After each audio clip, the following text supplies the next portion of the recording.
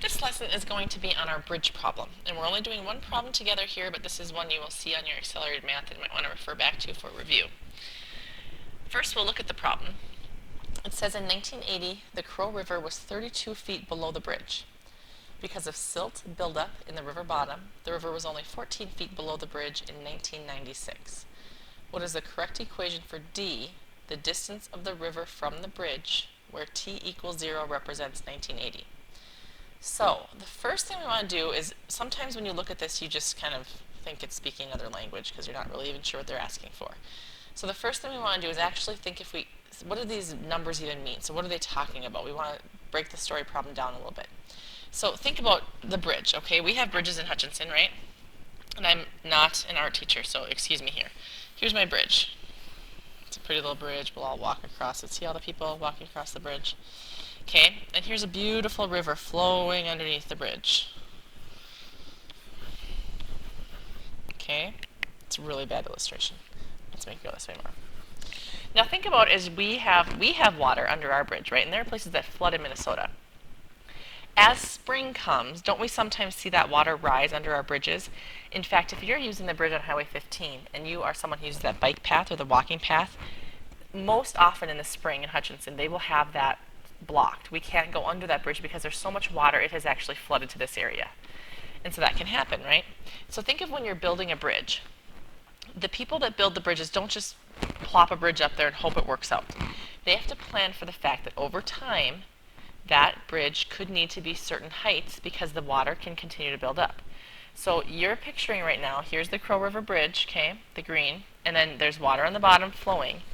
In 1980, if I look down, I'm a person here and I look down, this water was 32 feet below the bridge. So in 1980, 32 feet below the bridge is the water, okay? Now, because of buildup, so what's happened is some things have built up and the water is rising. There is more stuff underneath that water that is building up, and so the water is coming up higher. So what they said is, because of silt buildup in the river bottom, so underneath the water, the river was only 14 feet below the bridge in 1996. So in 1996, when I'm looking down from that bridge, I can see 14 feet below me there's water. Now, can you see what could happen here?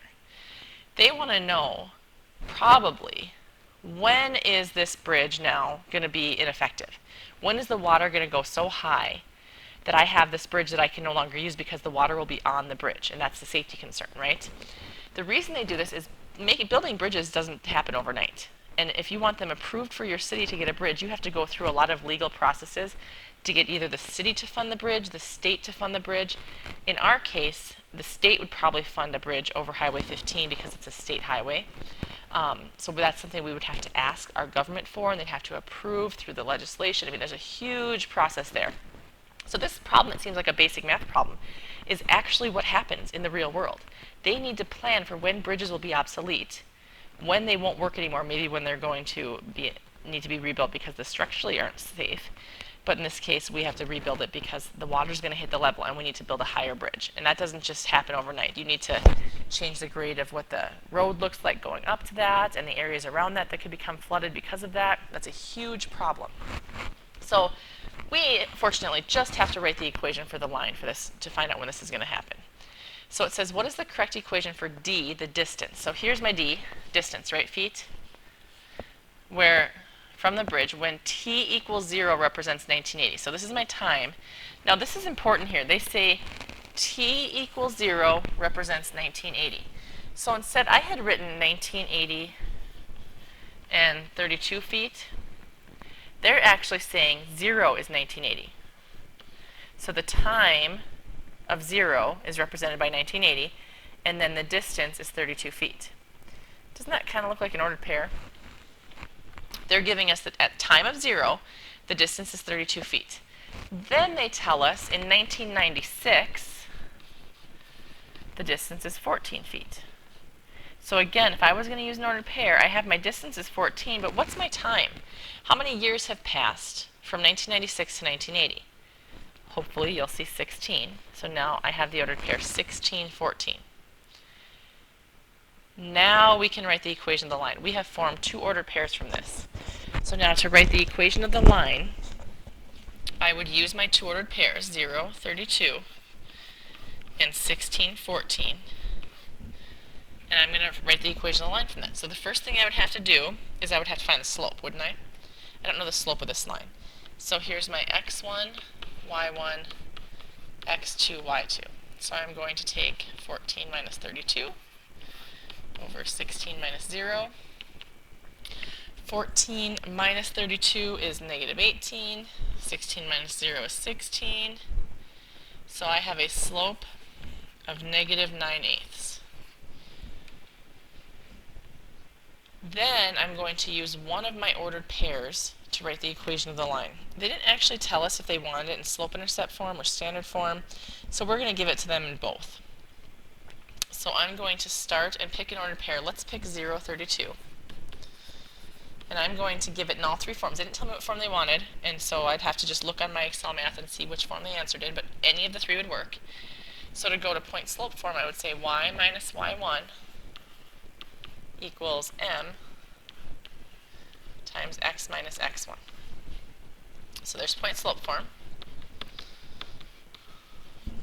Now to move to slope-intercept form, I would have to distribute that negative 9/8. So I'd have negative 9/8 x and then minus 0, right? 0 times 9/8. And then I'd add 32 to both sides. So in slope-intercept form, my equation is, oh, I have a sticky spot, sorry, got stuck there. Negative 9/8 x plus 32. There's my answer in slope-intercept form.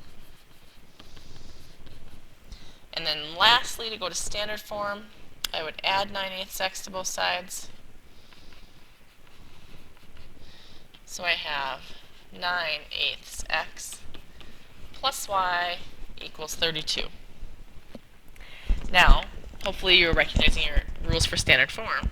I can't have a fraction, so I'm going to choose to multiply by the common denominator here, which is 8.